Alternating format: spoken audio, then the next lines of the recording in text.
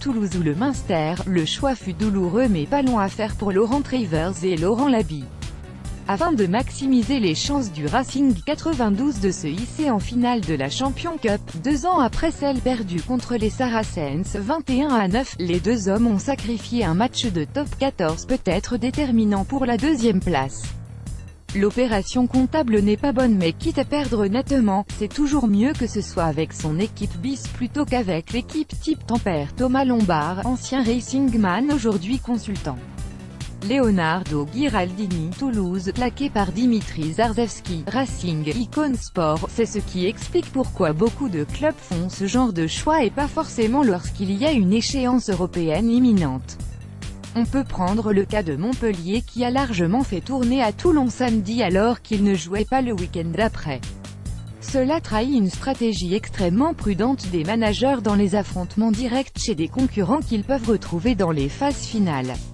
Rentrer les poches vides d'Ernest Wallon, 42-27, les ciels et blancs sont désormais condamnés à faire mieux que les Hauts-Garonnais en termes de points sur les 2 dernières journées s'ils veulent s'éviter un barrage.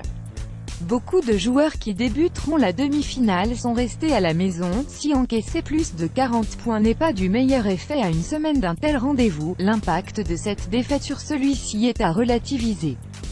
Déjà parce que les Alto-Sécanais ont réussi à enlever le bonus offensif à Toulouse dans le dernier quart d'heure alors qu'ils étaient menés 5-0.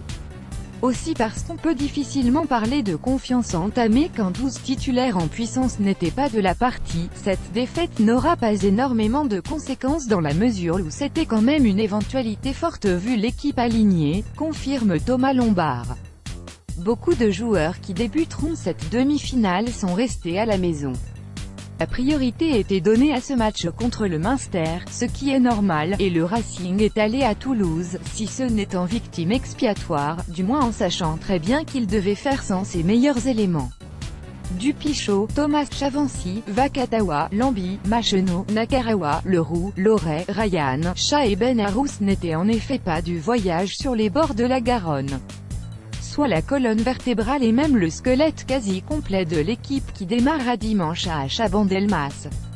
12 joueurs qui, la dernière fois qu'ils ont tous été titulaires en même temps, ont qualifié le Racing 92 pour cette fameuse demi-finale en éliminant Clermont à Marcel Michel.